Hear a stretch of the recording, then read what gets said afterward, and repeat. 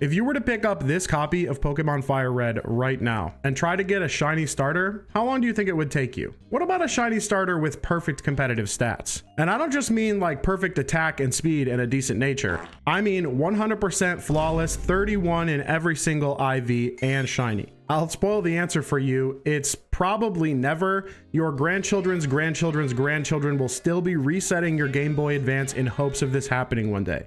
But if you know a few tricks, it's definitely possible to do it not just in your lifetime, but in just a few hours. Thanks to the work of Lucky Typhlosion, Merp, and Sleipnir, the mail glitch has now become the easiest way to set up arbitrary code execution glitches in Fire Red and Leaf Green. Now, glitches like this already existed in Fire Red and Leaf Green before this, but you needed a copy of Emerald to already have the glitches set up in order to send it over to Fire Red and Leaf Green. I wanted to put these glitches to the test, give myself a fun challenge, and incorporate RNG manipulation in some way. And so I cooked up what I call Squirtle%. The rules are simple. From a fresh save file on original hardware, get yourself a shiny 6 IV Squirtle with a modest nature as fast as you can. Obviously, glitches and RNG manipulation are allowed, but using things like a Game Shark or trading from other games is not. This is the first time I've really tried to speed run a Pokemon game, so I had a lot of fun learning about all the little pitfalls and problems that speedrunners encounter when they try to beat a Pokemon game as fast as possible. So without further ado, let's get started. And so the run begins right here at the title screen, like all good speed runs do. And the first thing that we need to do, ironically, is RNG manipulate a starter. Not just any starter, a starter with a good special attacking nature and decent IVs so that we can steamroll the game easily. Now, you don't necessarily have to do this, but because I wanted the authentic speedrun experience, I decided to. And so everything starts right here on the name entry screen. And you'll notice when I clicked start there, I also started a timer in the bottom right. This is flow timer. And what happens here is right after you pass the name entry screen, your trainer ID is set. And at the exact same time, that trainer ID becomes your RNG seed. And so the first thing that I do when I boot in here is I check my trainer ID. It is 18814. So speedrunners have made this neat little tool here called Pokemon Gen 3 Starter Manip. And because your trainer ID becomes your seed, you can use this to RNG manipulate a starter. You plug your trainer ID in here and then you hit search and it'll give you starters nearby that meet your specifications. So I was looking for modest, mild, or rash. And I could see that I had a rash one here with 30 special attack, 31 HP, 26 speed on frame 5207. I put 5207 down here into my tool. And then when it gets to frame 5207, it is going to beep. 2, 3, 4, 5, 6. Oh, we got him. It is officially a run. Let's go.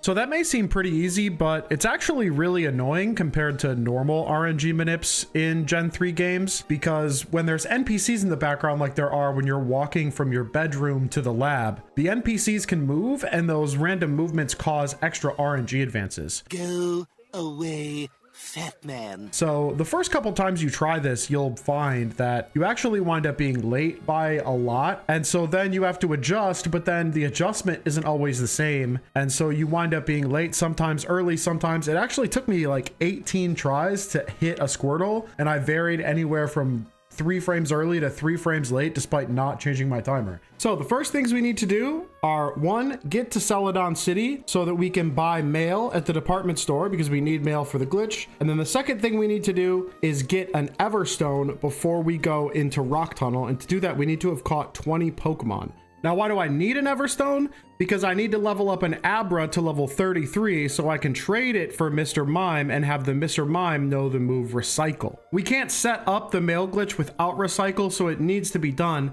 And Mr. Mime needs to have specific EVs when we perform the glitch. And so if we were to trade for Mr. Mime early and then level him up willy-nilly, he would have the wrong EVs and the game would just crash when we try to execute ace codes. It's not that it's impossible to raise Mr. Mime early and have him get the correct EVs to do the glitch afterward.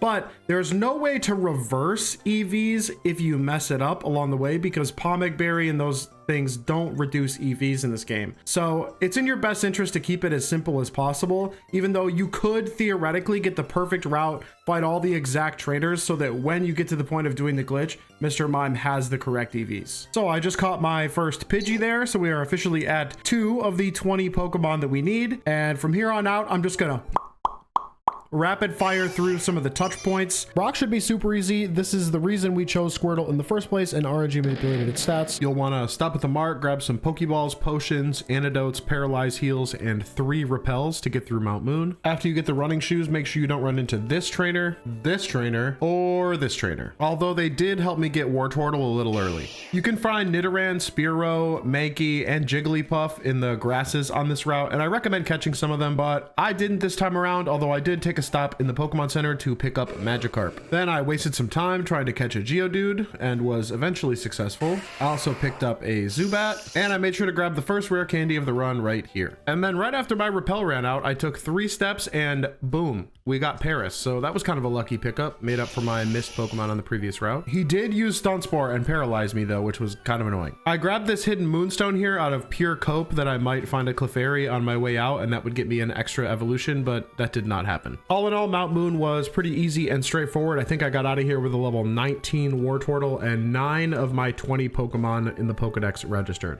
After that, I headed up here and taught Mega Kick to my Wartortle from the Move Tutor. I tried to catch a Rattata, Spearow, or Ekans outside Cerulean here, but Wartortle was just too hard body and one hit KO'd everything. So I just decided to cut my losses and grab the second rare candy right here in Cerulean City, and then it's time to head to Misty. And this was just an absolute bloodbath. I mean, Wartortle completely f***ed her up. But then I got cocky and thought I could take on my rival without healing, and then Wartortle just died to a Vine Whip. And so I had to waste 3 minutes letting all my Pokemon faint. Second time around though, I got my revenge and flinched it with the first bite. Then my rival was cooked. After slogging my way through Nugget Bridge, I came up here to try and catch an Oddish. Instead, I kept running into bug Pokemon that I already had, which was very cool. But then I ran into an Abra, and you know what? I figured, why not? Let's just throw a ball, and I just caught it. I just caught the Abra. So there you go. On the way down to Vermilion City, I caught a Meowth real quick. After going through the underground path, I grabbed the citrus berry over here and the third rare candy right over here. Then as soon as I got to Vermilion, I went and grabbed the bike voucher from this talkative gentleman over here. And then I just made a beeline straight to the rival fight on the boat so I could get cut. Wartortle once again pulled his signature move of bite flinch into mega kick kill combo. And then I watched the SSN sail away as I got ready to catch the remainder of the Pokemon I needed for the Everstone. The first of which was Diglett, followed by a random Spearow. Then I found a Drowsy, but Diglett it.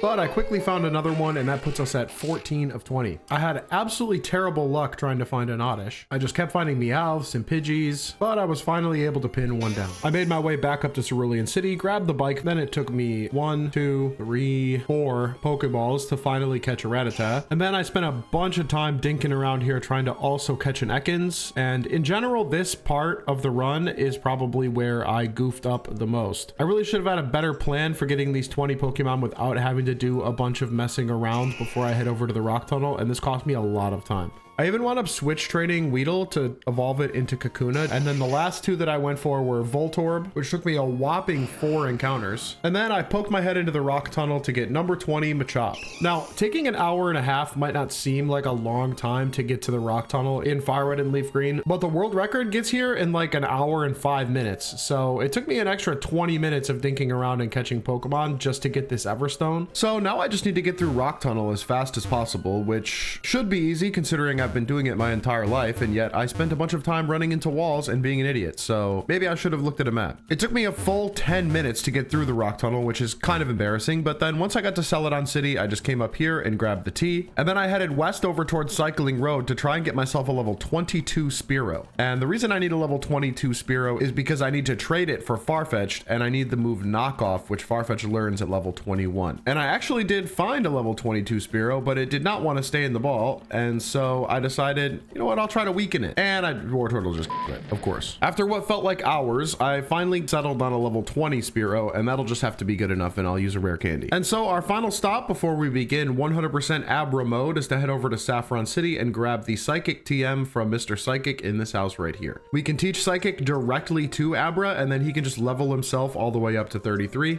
So I head south towards Vermilion City, and the plan is just to take care of all the trainers here on Route 6, stop in this house along the way and trade Spearow for Farfetch'd. Hello, Chiding. And then head over to Route 11 and deal with some of the trainers here. So then I head back up through Saffron City out to Route 8, and then I deal with the bikers. This scientist guy is great because he has like a level 22 muck and a bunch of grimer. After that, it's into the game corner to deal with some of these Team Rocket grunts. Grab this rare candy. And conveniently, beating Erica really helps us out because Mr. Mime is a trade Pokemon and won't obey without this badge. I could have battled a few more trainers in Erica's gym, but I wound up just going to the fighting dojo because these guys are very, very easy for Abra to clean up. After taking out this Machoke, Abra hit level 30, and with the rare candies I've picked up along the way, I have everything I need to start doing the glitch. I started the trade for Mr. Mime at 2 hours and 21 minutes, and mind you, the world record for this with glitches is 1 hour and 18 minutes. So clearly I am not a good speedrunner, but you know, at least we got there. Now that we have Mr. Mime, the first thing we need to do is gain his EVs, and conveniently Caterpie gives HP EVs, and that is what we need first. Merp has thankfully provided a paste bin with all of the EV values that are compatible with Ace in Fire Red and Leaf Green. And for Mr. Mime, the easiest one and the one that I'll be using is the top row here, which is 81 HP and 3 attack. I found that the easiest way to get attack EVs is just to head over here and fight Doduo, as they give 1 attack EV per Doduo, and they're very common in this spot. After that's done, I head over to the department store and buy 1 HP up. I only need to buy 1 because we're going to use the mail glitch to duplicate it, and then the item that we use to duplicate it is the mail, and so I'm going to go down a floor and go buy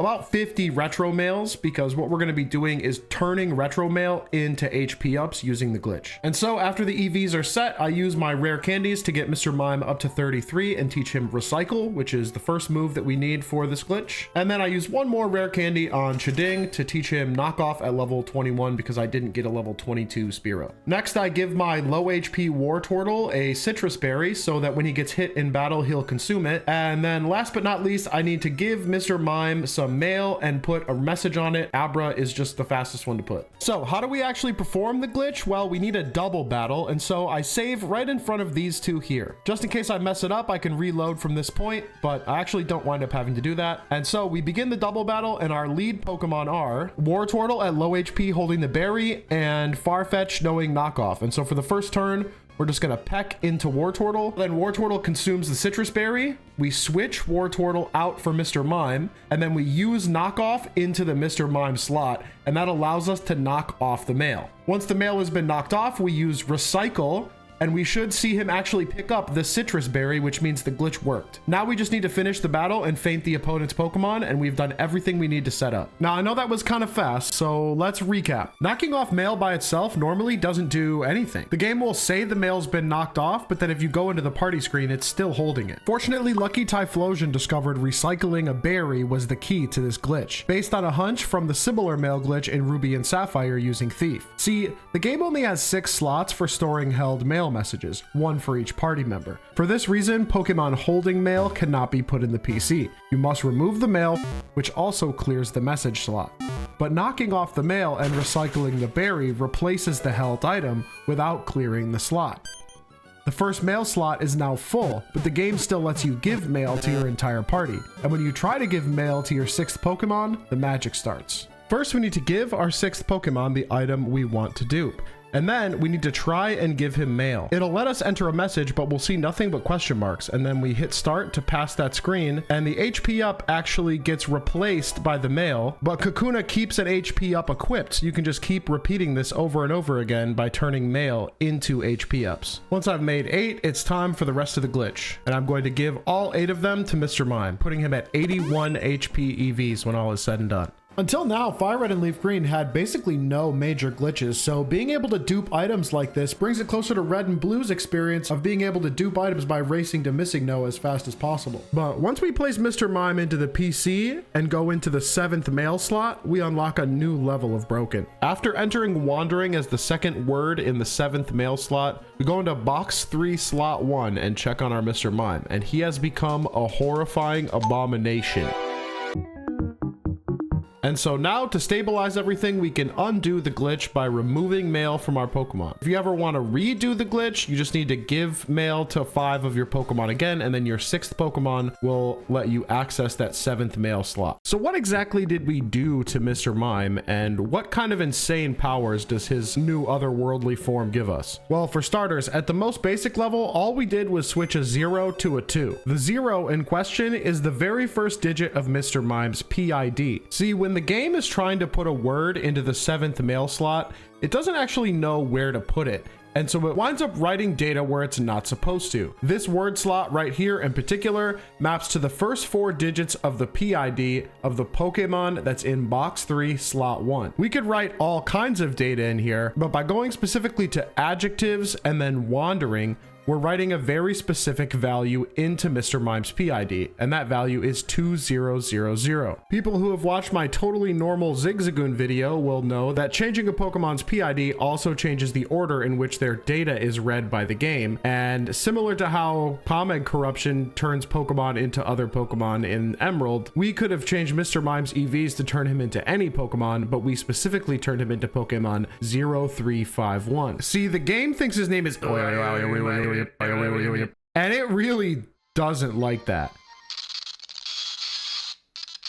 Okay. Merp discovered that the act of picking up a Pokemon and swapping it with this glitch Pokemon actually causes the names of the PC boxes to be interpreted as instructions for the GBA's processor. Now, if this was a normal speedrun, we'd basically be done. All that's left to do is entering the ace codes into the box names and then doing a little bit of magic with Mr. Mime and teleporting directly to the Hall of Fame. But this is not a normal speedrun. This is Squirtle %. I promised a 6 IV modest shiny Squirtle. So what the heck is this spreadsheet over here? Well, to understand that, we need Pokefinder by Admiral Fish. So this is a program that lets us search all the possible Pokemon the game can generate. And with respect to the gift starters in Fire Red and Leaf Green, there are about 4.2 billion possibilities. So if I go to Searcher here and I select Squirtle, and method 1, it's only ever method 1. And then I put in the IVs that we want, which is perfect across the board and nature modest, and hit search. There are only 3 results. So there are 3 in 4.2 billion options for a modest 6 IV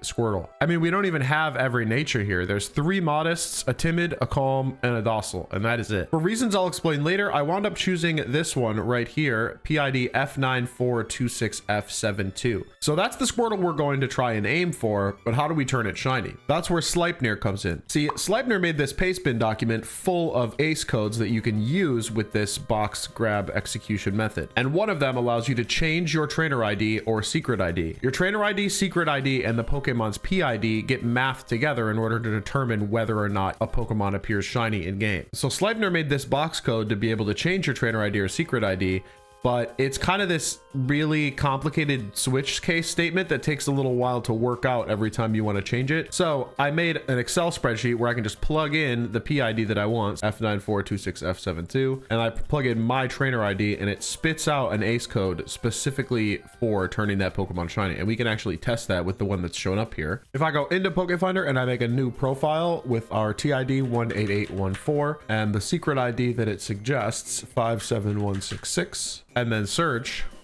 you'll see that these 2 frames actually become square shiny. And this is the reason I chose that PID in particular, is because there's also a 6 IV timid frame that I can go for. And so I begin the process of entering in each of these box names that the spreadsheet tells me to, and you just kind of have to do this on faith. Because if you make a typo, the game will either crash or it'll change your secret ID to something completely different, and then the Squirtle won't be shiny. So take extra care when typing these in. I usually make a save before I execute any code just in case of a crash. But now I need to grab my glitch Pokemon and move him into box 13 slot 1, and then bring over another Pokemon to switch with him, and then executing the code is as easy as swapping the 2 and then placing him back. And if nothing goes wrong, then that code executed. Once again, I save on pure faith, and I have to go right into typing in the next code, make starters reappear. And this code is actually the same for all non-Japanese versions. When I say non-Japanese, that means this process works on both English and European copies of the game. Once I enter the last box name, it's time to save once again. Then I head back over to box 13, grab my Kakuna, swap it with my glitch Pokemon. The game didn't crash, so I can get out of there, and it's time to go see if it worked. So I need to make my way all the way back to Pallet Town. And of course, I'm still a terrible speedrunner, so I had to stop at the mart and get more repels along the way. Then it's up through Diglett's Cave, and once we get to Route 1, it's the moment of truth. Did we execute everything correctly?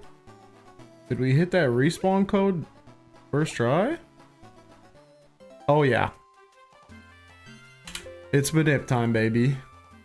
But yeah, the starters are respawned, so we can set up an RNG manip in front of this starter right here. This will be the last place we go in the game. Now, if you recall, when we started the speed run, my RNG seed was equal to my trainer ID, but now that isn't the case. Every time we turn on the game, the seed changes. So how can we control that? Well, you'll notice that my timer is back in the bottom right corner, and I'm using a timer called 6IV Squirtle. Now, I actually set up this timer in advance using the gift Eevee in Celadon City, and if you want to learn more about how that works, you can check out these two videos from I'm a Blissey: how to record initial seeds in Fire Red and Leaf Green, and how to hit other people's seeds in Fire Red and Leaf Green. Now, those two videos are 3 years old, so there have been some advancements since then. The most important one being Blissey finding out how to use an Arduino combined with glitches to test for seeds and their timings using completely normal gameplay like this. And if you're interested in getting a shiny starter from the very beginning of the game and don't really care about having 100% flawless stats, you can check out this video from my friend Nick Kadabra about how to RNG your very first shiny starter and discover your secret ID at the same time. It would be my absolute pleasure to guide you with my magic spoon through the entire process, so that you too can RNG manipulate a shining starter Pokemon. But the biggest advancement in Fire Red and Leaf Green seeding has to be the 10 lines by Lincoln and Shao. And yes, Lord, in the 10 lines of saying. This tool lets us plug in the seed from our 6IV modest Squirtle right here, select the version of the game we're on, which in this case is Fire Red English, and then hit submit. And it'll spit us out seeds that we can aim for, the settings that we need to use in the game, and the approximate timer we can use to line it up. The most important part of controlling the initial seed in Fire Red and Leaf Green is about waiting for the entire intro cutscene to play, because any input the player makes between booting the game and getting past the title screen affects the seeding. So we want our very first input to be to press and hold A right when the game beeps. 2, 3, 4, 5, 6. After that A press, our seed is locked in. And on this screen right here, Pokemon is really quite energetic. There's no other NPC noise or anything going on. So we just have to wait. And it's about 4 minutes, which means this is the perfect time for me to say thank you to all of my members. Everybody who's supported me over my kind of insane drought over the last few months is on screen right now, and thank you so much to these people. And if you want to help keep these videos sponsor free, you can become a member for only $4.99 a month by clicking down below. And then at the end of that 4 minutes, we get one chance to be frame perfect yet again. 2, 3, 4, 5, 6.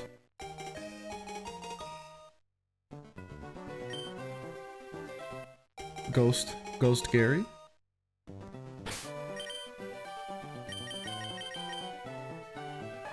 That is not it. We go over here. That is Wax. 5, 20, 11, 13, 10, 10, 9. And search. I was 2 frames early on seed. Wait, what did he say? 2 frames early on seed. Let me try to make some sense of that real quick. I used Gen 3 Seed Assistant and input the stats of the Squirtle that I got in game, and the closest result that I got was advance 15,059 on seed BC75, which was my target. And the good Lord said, oh, hell, the 10 lines. I made this bingo board, even though it's kind of more of a dartboard, in order to better visualize where I'm hitting relative to my target. And so our lax 20 HP male goes right here. 2 frames early on seed. And so I make another attempt. And after 3 hours, somehow I am insanely cracked because, oh my God, it's the exact same one. It's literally identical. I'm going to adjust, I guess. And so I make a 2-frame adjustment to my timer so that next time I wind up hitting the button 2 frames later than before. And you can guess about how well that went. There's no way I hit this lax one again. No, this is different. 15063. We need 15061 on BC75. We hit this one. This is 2 frames late, 1 seed early. Every one of these attempts takes another 5 minutes, so getting nothing but lax 20 HP Squirtles is really starting to wear on me, but we soldier on. 2, 3, 4, 5, 6.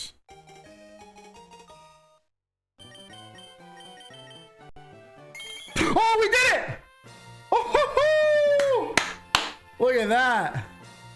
That's our dude. 310, dude. That's not bad at all. That's not bad at all. 3 hours, 10 minutes, 53 seconds for a 6 IV squirt, man. Absolutely dunk. We'll just check it. This is, I mean, it's definitely it because it's shiny, but just to be clear, 5, 29, 13, 12, 12, 10. Boom, boom. Modest 6 IV, shiny, square. Look at that. So what do we do now? Well, it's time to execute some more ace codes. That code I just entered actually unlocks the national Pokedex and lets me trade with Ruby, Sapphire, and Emerald without having to beat the game or beat the Sevi Islands, which is a huge godsend. And that's not all. Ace also gives us the power to unlock Birth Island and Naval Rock, just like Emerald. So funnily enough, if you made it all the way here, you should check out this video where I did everything I did in this video, plus all that stuff I just talked about, but in Emerald. It's really a pretty great video, so you should check it out. As for me, that's all for today. Thank you very much. Peace.